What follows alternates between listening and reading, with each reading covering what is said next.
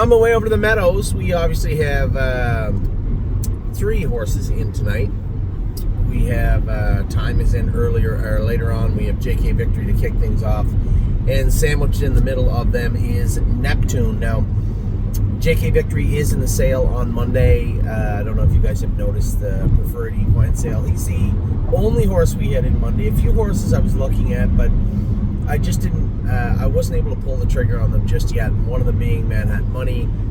We had talked earlier on about Greatest Ending and also potentially a horse like Rock Shining Star.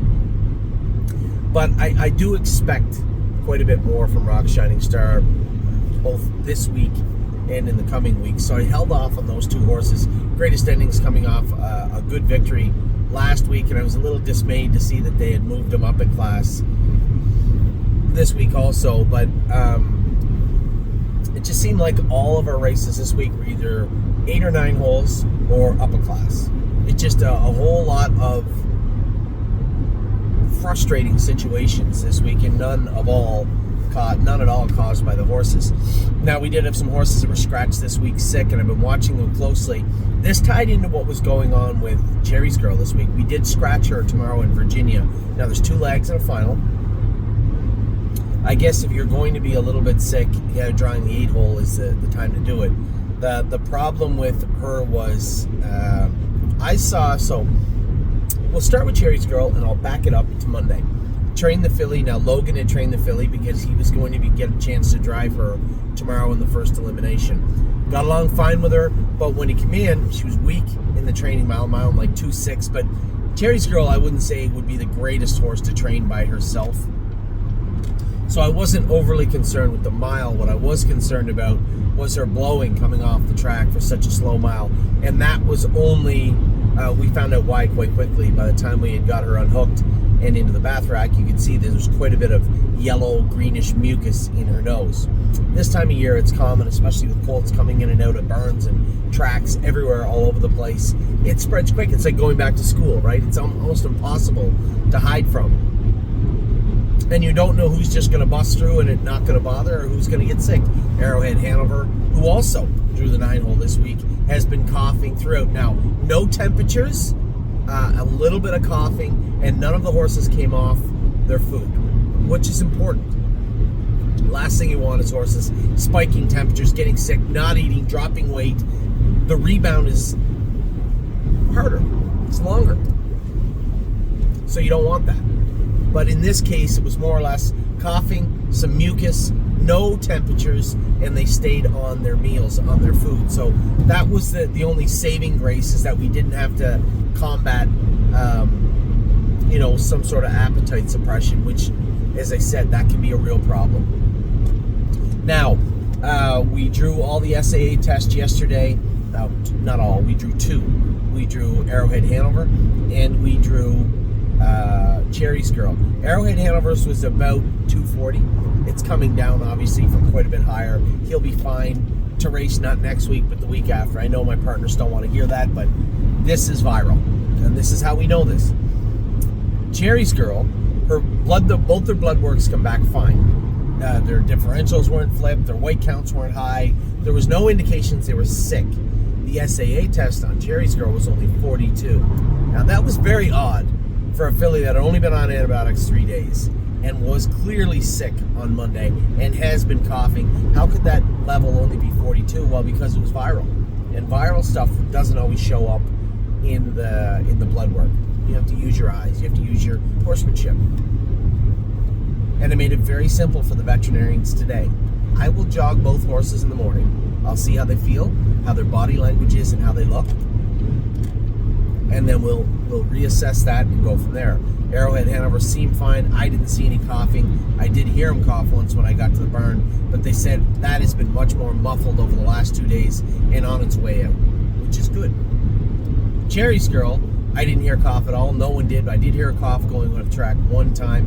And then obviously she jogged, had a little bit of mucus in her nose. We scoped her. There was white mucus in her airway, yellow mucus more in her head. Again, when you combine that with such a low SAA and a normal blood, it's pretty obvious that this is viral. It's just got to run its course. She's eating. She's not spiking a temperature.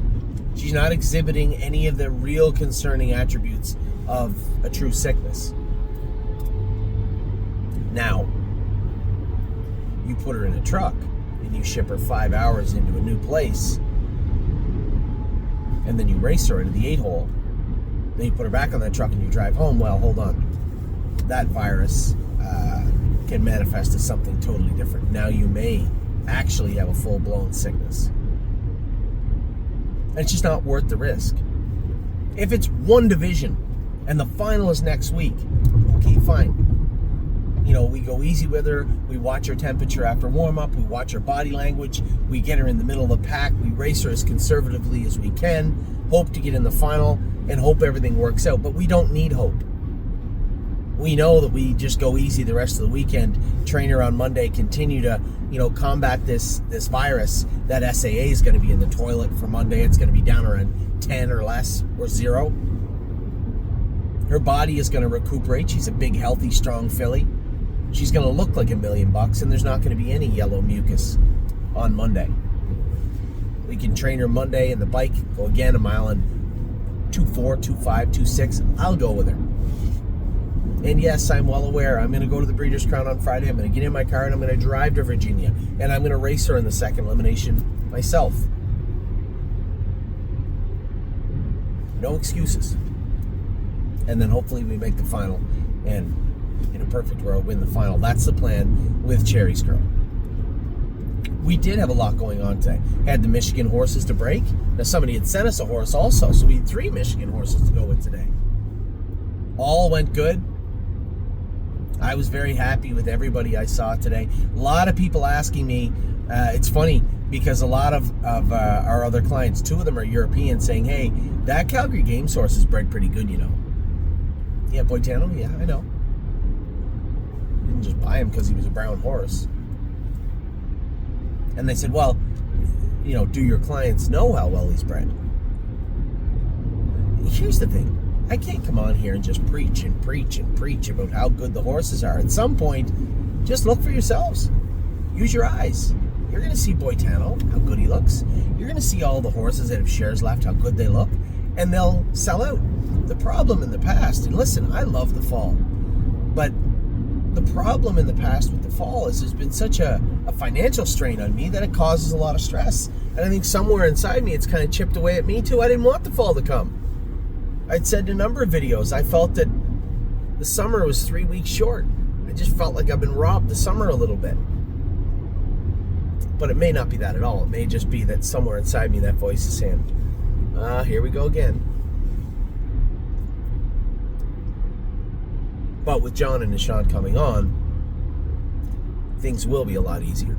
And when it comes to the Ohio sale, yes, I believe there's a lot more Ohio bred shares on that board than there should be.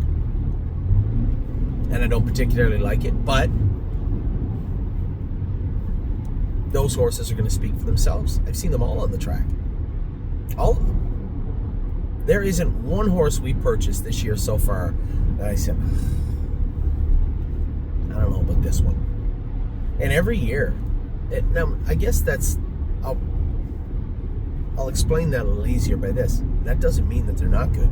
I remember the year we broke the horses when Austral Hanover was there, and I said, this thing's a troll, pacing and running and being rude. Turned out to be a great horse, and not until the very last, not until the bitter end did he turn out to be a nice horse. If you remember way back when, I had him in the March sale and took him out because I thought he'd bring nothing. I think we bought him back once too. He did that with 2 horses. He ended up being a nice horse, and it didn't take long into his 2-year-old season before I just loved driving the horse. It just became one of my favorite horses to race.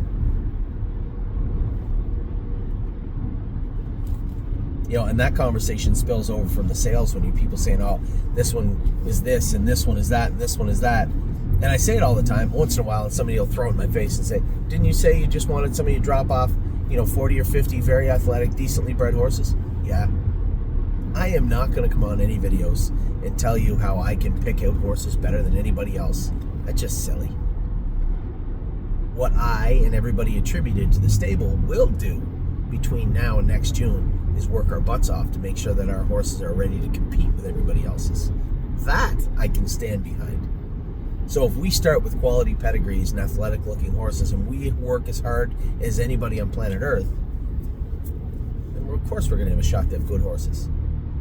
Is it that shocking that we ended up... I was more shocked that we didn't have more than 2. That's just being greedy.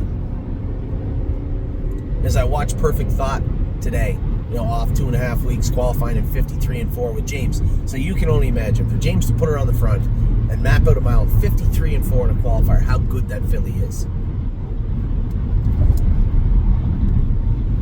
I had a conversation with him about Drebin today. He said he trained Drebin. He thought he was really, really good. He was happy with him. But again, the problem with Drebin is, I know I'm all over the place a little bit here, but I'm going to string it all together for you in just a minute. The thing with Drebin is, we don't know how good he is. If he comes back and he is the equivalent of the horse he was before, well, that's a problem. Because he won his way out of those classes for the most part. I'm hoping Drebin comes back and works his way up to, I'm not going to call him an open trotter, but somewhere in the higher end.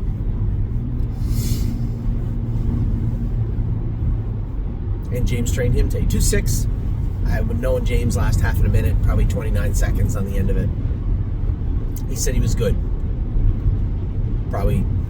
And this is where I start telling you he's 3 weeks away. And he's 3 weeks away. And he's 3 weeks away. And that lasts for about 4.5 weeks. It seems like that happens every time. But he's 3 weeks away. But back to Perfect Thought. Her qualifier was great. James was very happy with her. She's up the quarter in 29 seconds, 1 mile 53-4. On a cool morning, and I know it was cold because I was out in Northfield today. Northfield's climate is very much like Mohawk's, and I can tell you it was a chilly morning at Mohawk. So for him to go a mile 53-4, that's a heck of a mile for her. An update on Jailbird Jog. She settled in Ontario. I know it's a bit of a collaboration between Jason, James, Dominic's crew, and Michelle will be taking care of her, I believe, if I'm not mistaken. Somebody asked for an update on Jason. They must have missed the video. Jason has been marooned in Canada. Somebody said, there's a mistake. Jason Merriman's down as trainer this week. No, there's not. The OSRC said, we need a timeline on the return for Jason McGuinness. I said, do you have Donald Trump's number? I don't know what to tell you. Somebody else, one of our clients, just asked, is this part-time or full-time? And I said, or like permanent or temporary? It's temporary. The issue with Jason is very simple. He let his visa last year run out by a little bit when he got married. He had applied for the new visa, and in that gap was still in the country working. Never thought anything of it. But my visa's coming. It's not that in the world. But when he went to cross back into Canada, get his visa from his house in Canada and come back to the States and get it stamped, they told him that was a problem. Now he has a wife here. She's waiting for a knee surgery. So Jason has that work permit was stamped. He's legal to work in the United States. They just won't let him in right now. So he has an appeal at some point, which I assume will be granted. I guess I shouldn't assume anything, actually. And the very minute that Jason McGuinness is allowed back in Ohio, he is our trainer. I like Jason Merriman. Great guy. But Jason McGuinness, to no fault of his own, is stranded in Canada. So we did have horses that were going back. We were going to fill up Dominic's barn and Harry's barn. Harry's got 6 or 7 horses. He's got one caretaker there. And, Harry's an older gentleman too. Harry doesn't want 20 horses. So you have 6 or 7 in that barn. Dominic's barn was filling up, and I said, listen, the easiest thing for us to do would just be lay someone off. I don't want to do that. These are our people. These people work hard for us and always have. So I proposed. Jason knows Jailbird Jog. She was in Ohio with him last year. Jason knows some of the babies that are coming back. Sweet Lake, Leland, Hanover. Those horses can go over. And the very minute that Jason McGuinness can cross back into the States, which will happen, I just don't know when. Well, at that time, they can go to Dominic or Harry.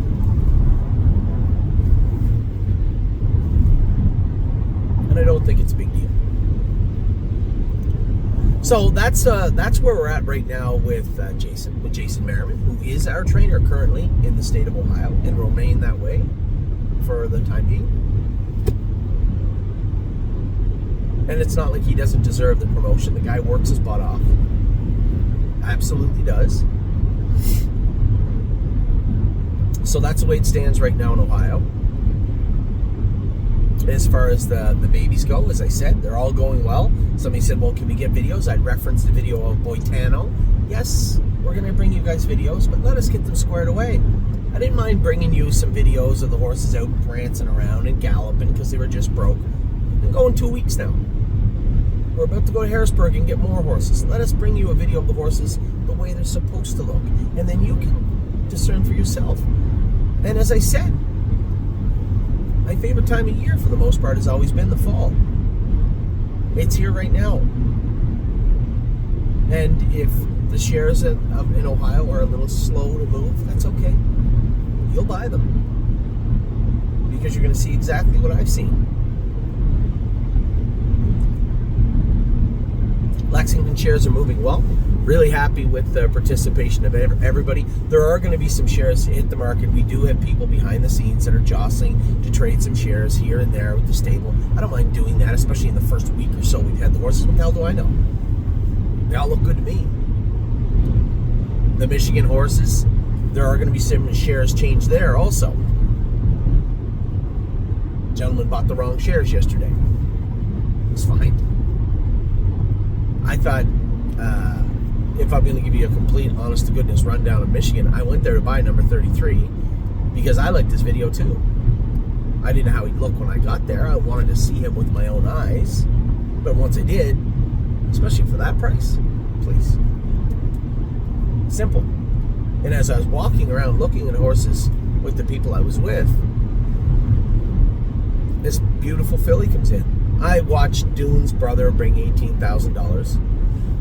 I watched a couple other horses sell for $20,000 plus, and I just, financially speaking, that was not my comfort zone in Michigan. You know, we paid $9,500 for Dune last year. Seems fine to me. I will say this: now the captain, whatever his name is, Miraculous, the captain, you know what I'm talking about. Now that he is established as, why can't I remember that? Did he have a stroke or something? Captain, now that he's established himself as the, the dominant sire in Michigan, you would think that the prices would be a little different, right? It would be kind of the situation that they had with Down by the Seaside the first season. There was, you either owned Down by the Seaside or you didn't participate in the Sire Stakes program. That's kind of how it felt for a good 2 or 3 years. Now there's a few more horses in there, right? What's the name of this horse? So good. That doesn't help. It shows me the shares. What the hell is wrong with this thing? Horses. That's what he should have done to begin with. So, but Captain Victorious. What the hell is wrong with my brain? And that's how it felt with the Down by the Seasides, right? Because there just wasn't really anybody there. And that's kind of how it looks in Michigan. Now, having said that, Willie Wide was such a... I can't believe I just said that. That was a first crop sire. And I'm intrigued. The computer was the one that said, hey, take a look at this horse. And then David from Australia, who is a horseman, by the way. It isn't like this some guy's just sending me random numbers across from another hemisphere. Guy knows what he's talking about. He's a horse person. He looked at the videos. Like, the way I envision it happening is, he inputted all the pedigree and all the speed and money on that and characterized them in a certain way. Fed them all into this AI program, I guess, or AI whatever. And it popped out all these numbers.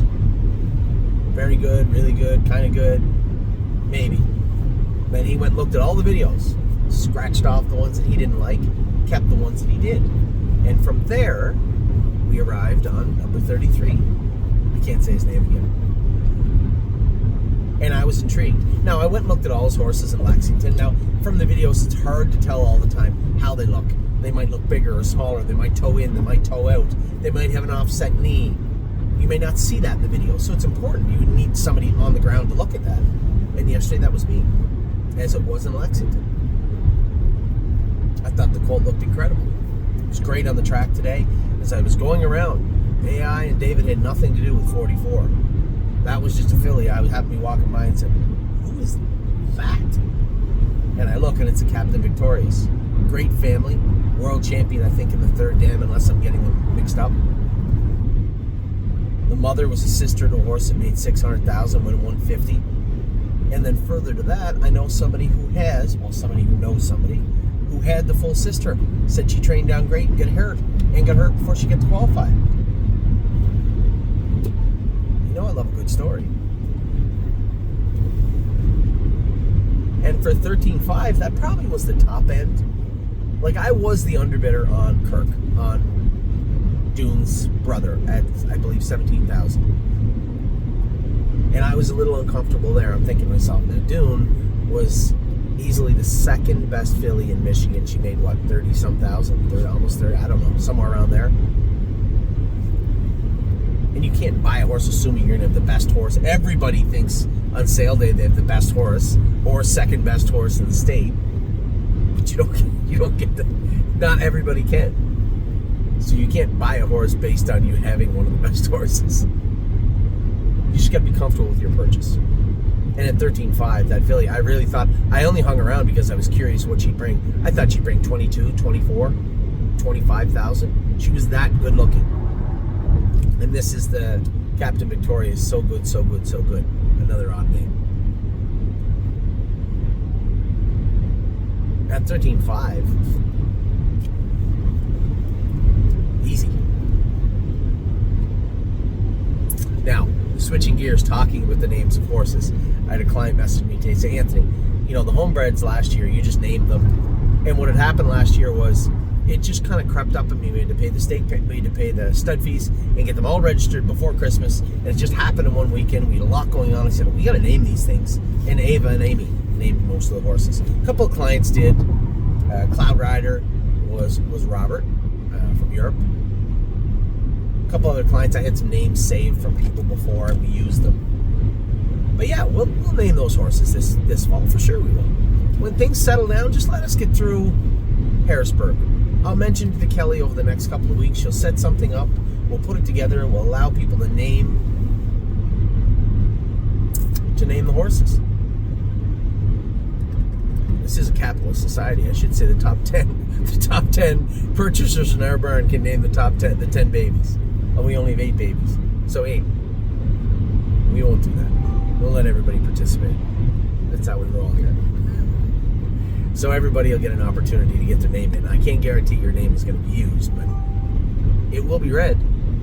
Oh, there's shares of So Good, So Good, So Good selling right there.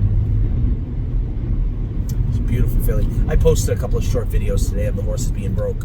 The colt and the filly, they both look really good. They looked exactly how I would expect and hope they look.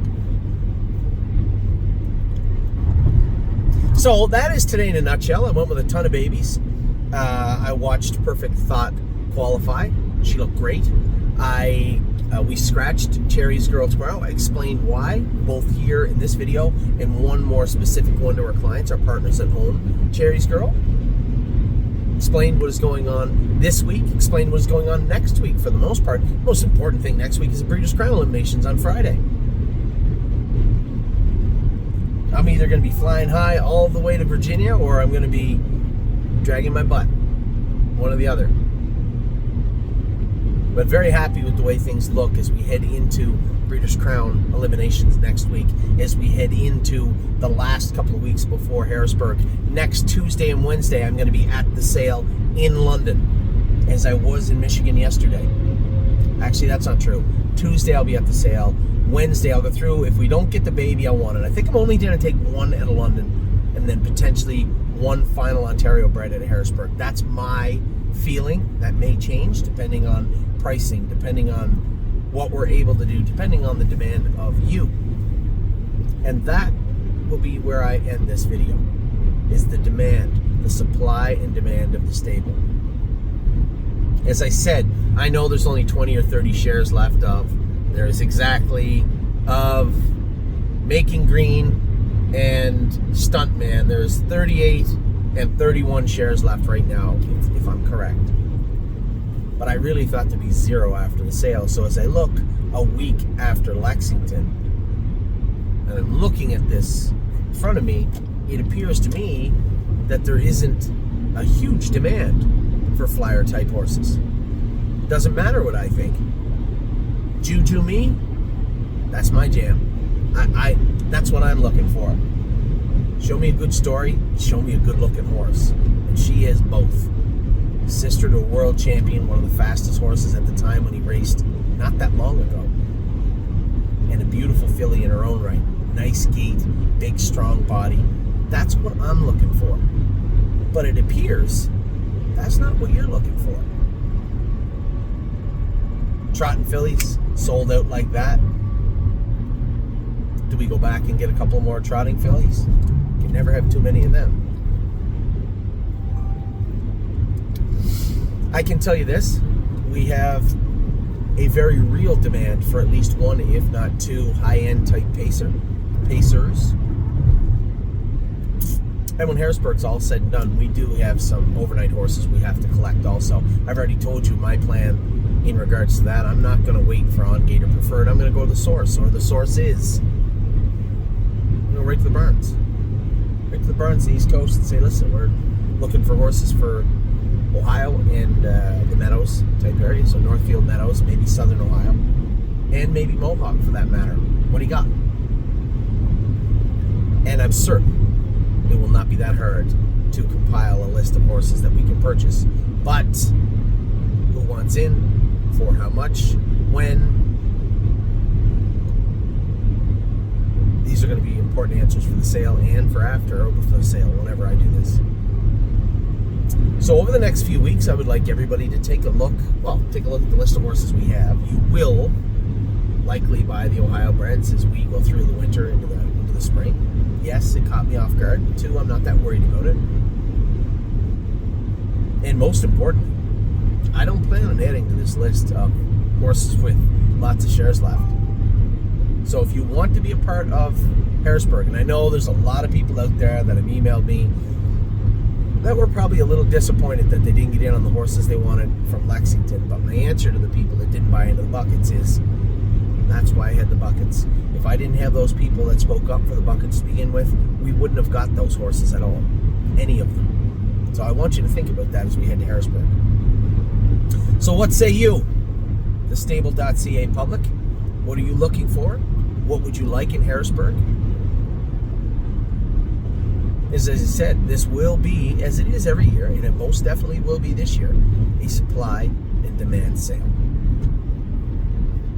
For those of you Ontario bred clients or Ontario owners out there that are looking for Ontario breds, there's one right there with shares right there I'm looking at. Baking Green, a horse that I loved. Thought he had a great video, thought he had a great pedigree. I loved his brother. Not even the good one, the other one. The good one is a good sire in Ohio. It has been for us too.